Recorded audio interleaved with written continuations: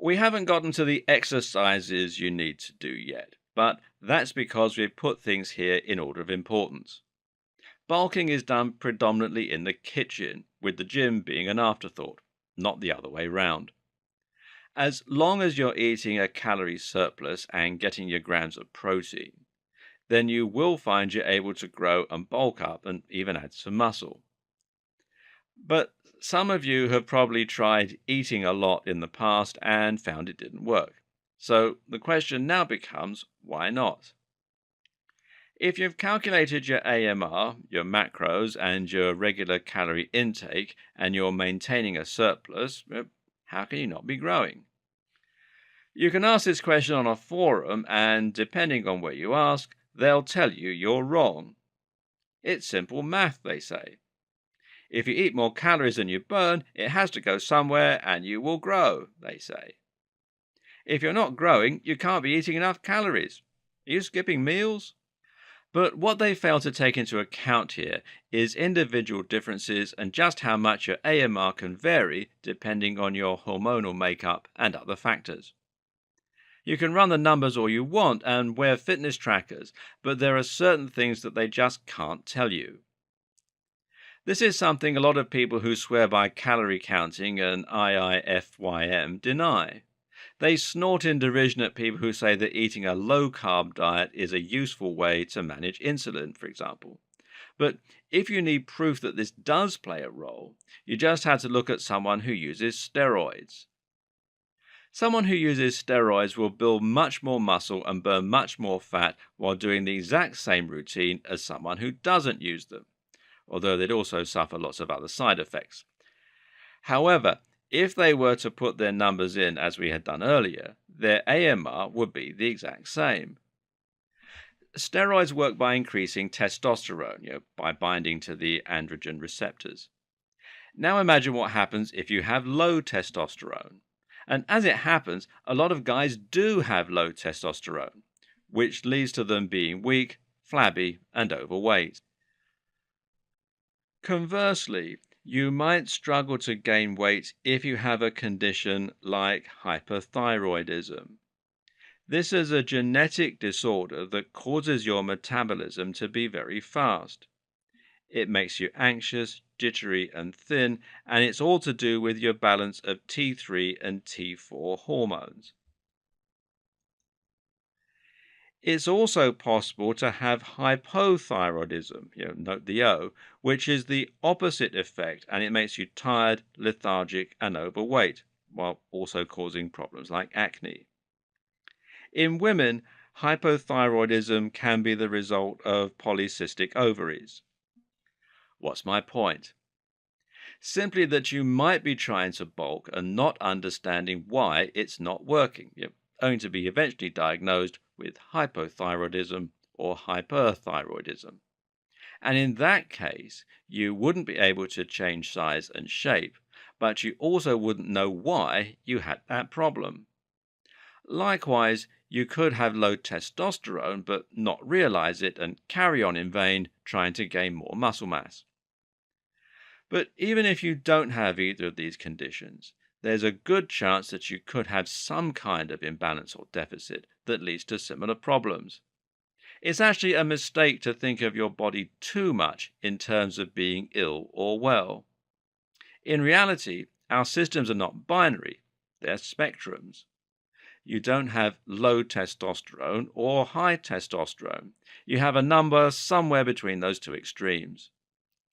What's more is that your testosterone levels are constantly fluctuating throughout the day. After you exercise, after you eat, while you sleep, when you're stressed, during sex. And they fluctuate more or less for different people. The same goes for insulin, myostatin, cortisol, T4, etc. So you might not have hyperthyroidism, but you might be borderline. You could have a very high metabolism that still falls within the normal range. No one is going to prescribe you any medication, and yet your attempts to bulk would likely be met with failure. So, what do you do? Well, the best strategy you have is to try and change your hormonal makeup for the better, while at the same time carefully monitoring your results and adjusting your approach. Not gaining any weight with that 300 calorie surplus? Then you probably have a very fast metabolism that you're not picking up on, meaning your surplus probably isn't really a surplus. Try increasing that number. Meanwhile, you can slow down your metabolism with the way you eat. Continuously supplying yourself with complex carbs will do that, as will your training if you keep it up. The rest of the time, it can try to help and minimize stress, which contributes to a faster metabolism by raising cortisol, adrenaline, and noradrenaline. And believe it or not, running long distance or going on a walk can also help. Why? Because this will help you to develop more cardio strength. In doing that, you can lower your resting heart rate, which will actually send signals to your brain that makes you feel calmer. When you do this, you can then keep your cortisol lower throughout the day. Likewise, if you're someone who struggles to lose weight, then you should try going low carb. This will force your body to learn to prefer fats as an energy source, which in turn will help with your weight loss. It'll also avoid those insulin spikes that make you hungry and lead to more fat storage. At the same time, try doing HIIT, which uses up all of the sugar in the bloodstream and muscles through intense bursts of energy and forces you to turn on your fat stores. Another thing to think about is the peaks and troughs in your metabolism and when the best time to eat is. If you want your carbs to go to your muscle, then you need to consume them when your glycogen stores are lowest, right after you've trained, and that's called carb backloading. Likewise, if you want to build muscle overnight, then consuming a slow-release form of protein, such as casein, is a good idea because it will help you to have all the protein you need just when you're in the deepest levels of sleep. 4 a.m. is the time when the body maximizes its production of testosterone and of growth hormone, which are anabolic hormones that tell the body to build muscle. In the morning when you wake up, your blood sugar is low because you've gone all night without eating. This is great for losing weight, but terrible for building muscle.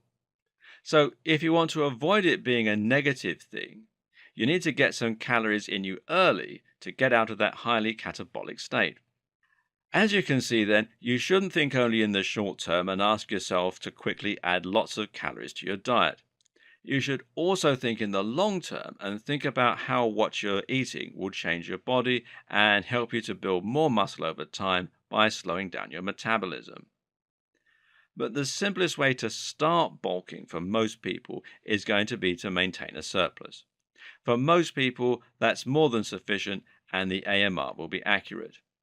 It's only when this fails that you then need to think about ways you can slow down your metabolism and/or increase your surplus further. And you need to monitor your results as you do that to see what's working. So keep those scales out.